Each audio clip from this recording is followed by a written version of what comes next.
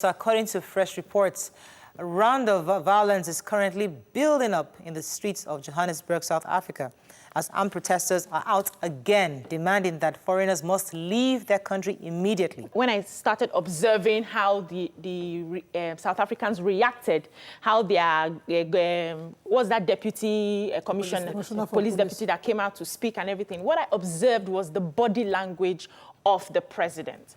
And in my mind, I felt that... Theirs or ours? Yes, okay. Yes. I didn't see that, coming out to stand against it firmly. It was more in words and not in action.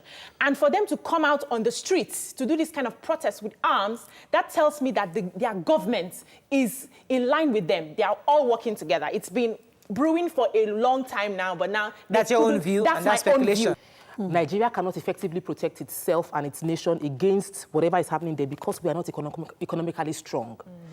If this is happening with a stronger economical country, a country that has a stronger economical strength than South Africa, what we'll be saying will be totally different. But we have a country like Nigeria that if we fight back economically, it would affect us more right now. But the data I have with me says that South Africa economy is not better than Nigeria, that the employment is 28%, that growth rate is just 1%, murder rate in general is very, very high. So let's not assume I'm not talking about that. I'm saying that their own economy is better than ours. Their economy is bad. That's why there's unemployment. That's why people are taking arms. The country here isn't... We also have a crisis on ground. It's not better. We're not better. So the two countries have issues, and the leaders are not dealing with the issue of educating your population and empowering them. So we would fight what we can when we cannot face the government. That's what is happening on both sides. So we have Nigerians going to fight South African-owned companies in Nigeria that are employing Nigerians. What are you doing? Well, how are South Africans going to fight Nigerian companies? That's not your enemy. You should know who your battle is. But the problem is because the government hasn't taken ownership of the economy. I look at what is happening in what happened in China and Hong Kong. And when the crisis was going on, China was able to apply pressure on that country because they had economic power.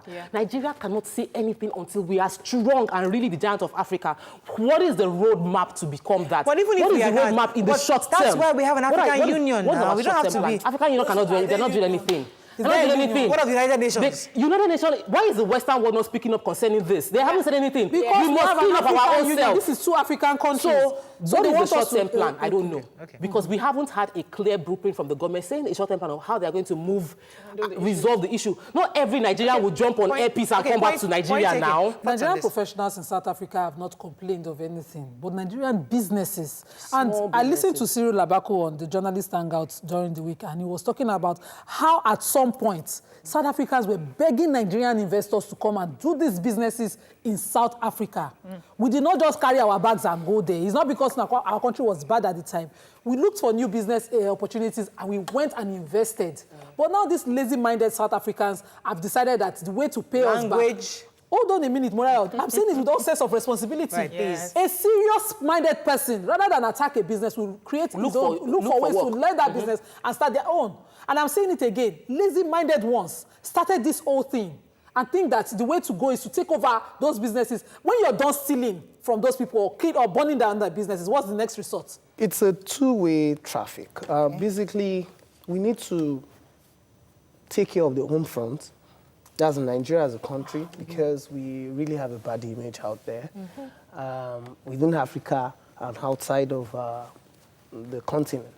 Meanwhile, the South African government, they themselves, they need to put their home in check, because you have high level of illiteracy in South Africa. Thank you. You have the drug problem, you have the HIV problem, you have a lot of problems. The problems we have in Africa, basically, you have it in South Africa. But the fact is that they have very, very weak laws.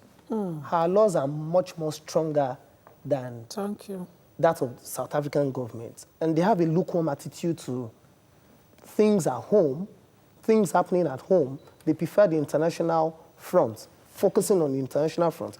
But they say charity begins at home.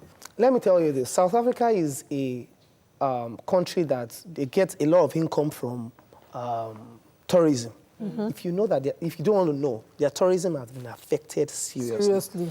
Xenophobia will not leave South Africa until they solve the economic problem. Even in the next 50 years, I don't see it leaving. Because this thing is already in their loins. So what should we do as Nigerians? Should everybody just come back? No, we don't need to come back. I believe that the government should act. We should act at home to take care of ourselves at home. That we should get our brains thinking.